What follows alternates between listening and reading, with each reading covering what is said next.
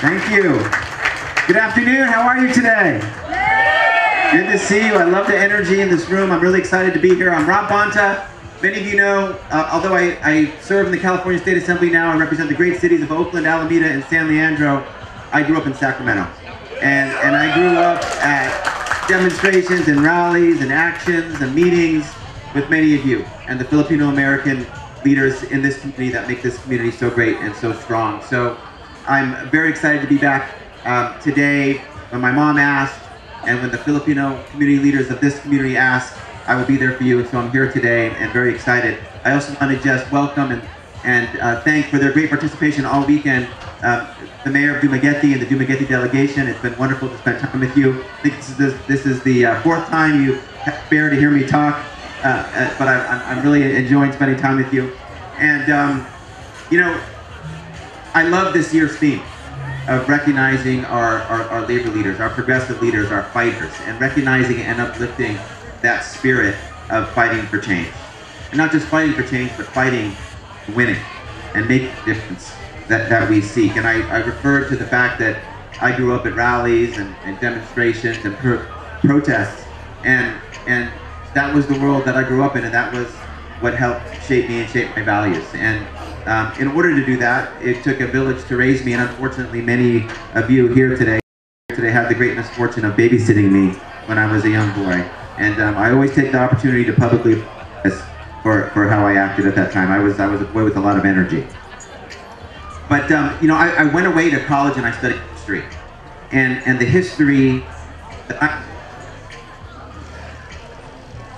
the history that I knew of, that I knew because I lived it and was there, because my parents lived it and shared it with me at the breakfast table and dinner table of the United Farm Workers of America and the Delano Grape Strike of 1965 and the Agricultural Workers Organizing Committee, and the combining of great Filipino leaders with Latino leaders to create what ultimately became one of the greatest social justice, economic justice, racial justice, labor movements this world, certainly this country and this state, have ever known.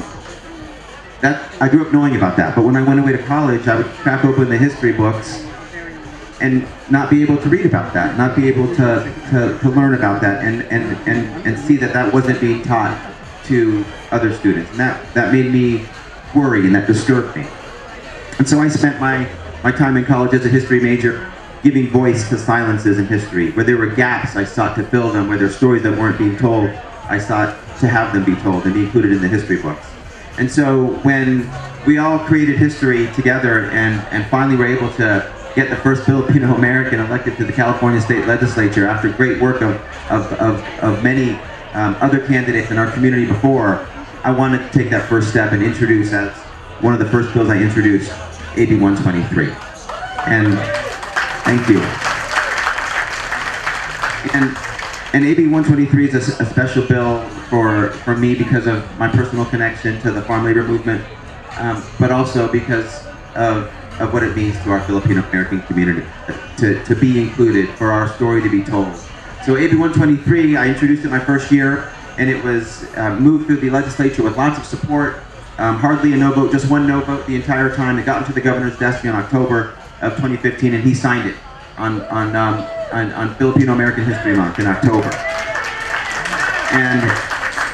And AB 123 requires that the contributions of Filipino Americans to the California farm labor movement be taught in all of our public schools. That when the story of Cesar Chavez and the great Dolores Huerta, who is with us today, and the United Farm Workers is told, that story also includes the contributions and leadership of Johnny's father, Larry Idleon, and Philip Veracruz, and Andy Imutan, Pete Velasco, many others. So that's happening now, and we're very excited about that. But I didn't want to stop with that. I also want to take an additional step this year, and I invite you to lend your support and voice and help to this effort. I have a bill called AB 7, which would require the declaration of Larry Idleon Day and the creation of Larry Idleon Day in the state of California.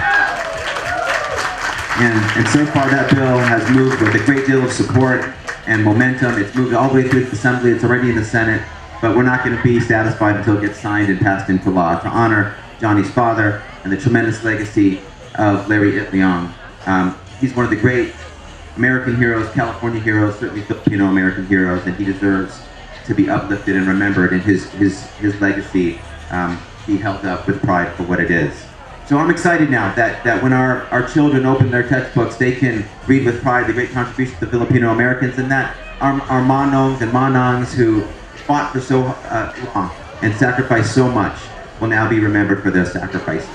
And I'm very excited today to be with you as we celebrate the Fiesta, and we're uplifting the Delano Great Strike, where it all started, and the tremendous contributions and influence of Filipino Americans. So I'm glad to be with you here today. Thank you for everything you do for our community. Let's all have fun and enjoy today.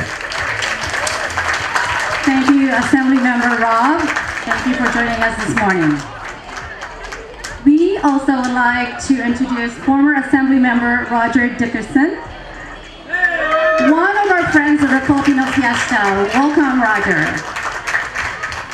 Our next person to pay tribute to labor leaders is one of the daughters of the Filipino community of Sacramento, our very own, the Honorable Tani Cantil Secahui, Chief Justice of California Supreme Court. Ladies and gentlemen, Tani.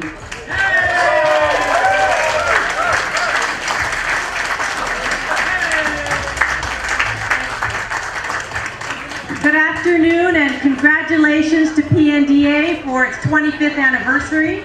I want to say also thank you to take today to focus on the history of the Filipino leader in California.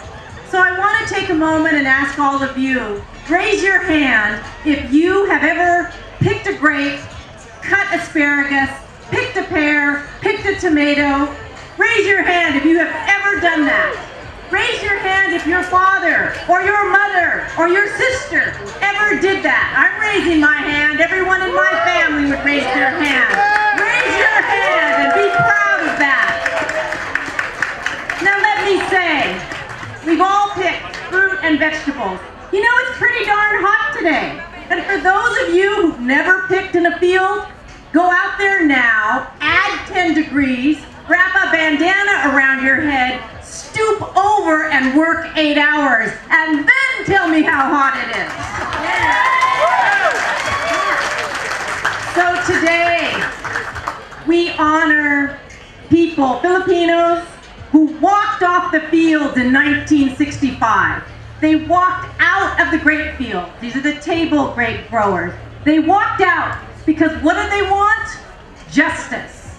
They wanted federal minimum wage for the 8 to 12 hours they were bent over in a field in 113-degree heat. That's what they wanted. You know, and they tried to get it in a negotiated way. They tried to get it by asking the owners of the farms. Did they get it? No. And so they took it to action. And what was the action? They walked off those fields. Over 2,000 walked off, mostly Filipinos in 1965. And you know what they left? They left security. They left families. They left a meager paycheck, but it was the only paycheck. It's not as if they had unemployment insurance. They didn't have another working spouse. This principle was so important to them that it frankly led to revolution, because they had nowhere else to go and no one else would listen. And that strike eventually led to a boycott because it hit them where they hurt, in the pocketbook. And so to gather that strength, what did they do? These Filipinos led the movement and collaborated with Cesar Chavez and our very own, who's here, Dolores Huerta.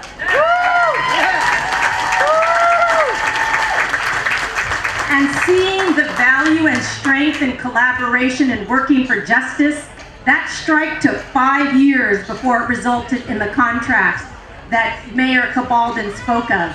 5 long years, 5 determined, dedicated years, history making that set forth the thumbprint of labor organization and the labor laws in California and America today. Now I'm going to tell you that I was a lawyer for a number of years. I've been a judge for 25. I know that we all exist for one thing, and that's justice for people who have no voice. And so today we honor the people who gave justice voice. We honor Larry Itliong, and we honor him through his son, Johnny. And Johnny's fantastic film that has inspired so many of us in watching the leadership of Larry Itliong. The warrior blood has passed strongly in the Itliong family. We also honor today Philip Veracruz, who couldn't be here, who we honor in memory, but we have with us Mr. Capasin, his nephew, who drove all the way from Oregon to be here as we honor his bloodline.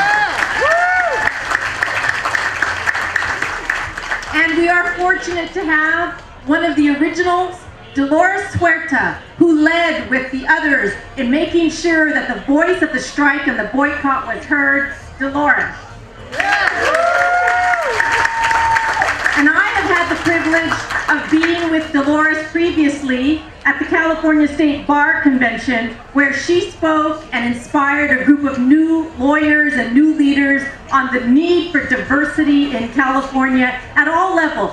That we have now representation in the Assembly by our state and soon-to-be national leader, Rob Bonta, who frankly learned many of his leadership skills, as he said, to the Filipino community, and his mother, Cynthia Bonta, to Mayor Cabaldon, who has transformed a city and the lives of those in West Sacramento, to our SMUD board leader, who is going to have very important issues and lead and bring Filipinos' voice to our energy issues.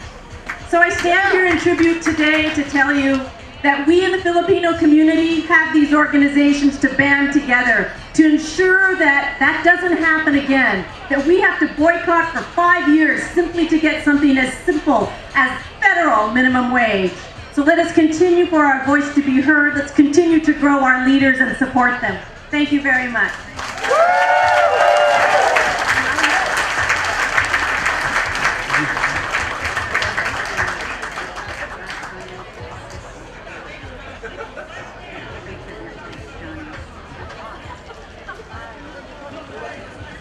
And now is the time that the 2015 Sacramento Filipino Fiesta presents the awards to our awardees today.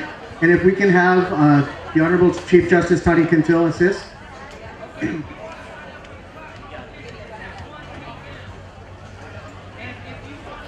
So each of our honorees, their bios are in your program. So please take the time to take a look at the program. Chief Justice actually mentioned that there's a documentary out, and they're actually screening it over at the SCIU booth over there if you actually wanted to watch part of it. So, this is for a tribute to Larry Itliong.